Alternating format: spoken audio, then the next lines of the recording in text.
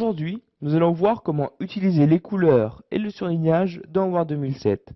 Cela vous permettra de distinguer un mot, mais aussi un paragraphe. Si par exemple, dans votre texte, vous n'êtes pas sûr d'un mot, vous pouvez très bien le surligner et pendant votre relecture, vous l'apercevrez directement. Donc nous allons commencer par voir comment changer la couleur. Si par exemple, je souhaite changer la couleur du titre du texte, je sélectionne d'abord le texte, puis je vérifie bien que je suis dans l'onglet Accueil, je vais dans la partie Police et je clique sur cette flèche. Ici se trouvent les couleurs principales de Word 2007. Donc si vous souhaitez mettre le texte en rouge, vous cliquez sur rouge. Voilà, votre texte est en rouge. Il y a un moyen de personnaliser vos couleurs. Donc nous allons voir ceci avec le premier paragraphe du texte. Donc vous vous rendez toujours sur cette flèche, mais cette fois-ci vous allez dans Autre couleur. Une fois cette fenêtre ouverte, vous vous rendez dans Personnaliser.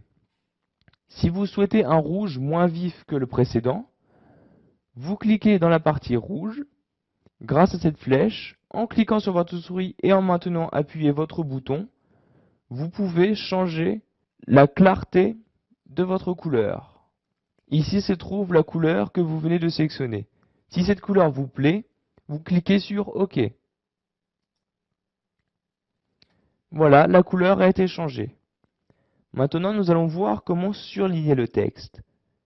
Comme je l'ai dit plus tôt, cela vous permettra, pendant votre relecture, de revoir un mot plus rapidement.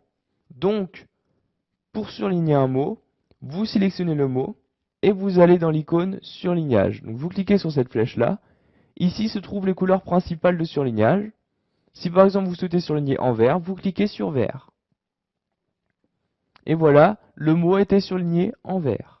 Maintenant, si vous souhaitez remettre le paragraphe dans sa couleur d'origine, c'est-à-dire le noir, vous resélectionnez le paragraphe et vous vous rendez toujours dans l'icône couleur.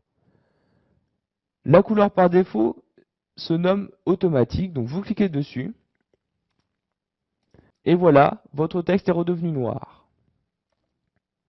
Maintenant, vous savez comment utiliser les couleurs et le surlignage dans Word 2007. Cela vous permettra de distinguer un mot ou un paragraphe et, de plus important, pendant votre relecture, de revoir un mot beaucoup plus rapidement.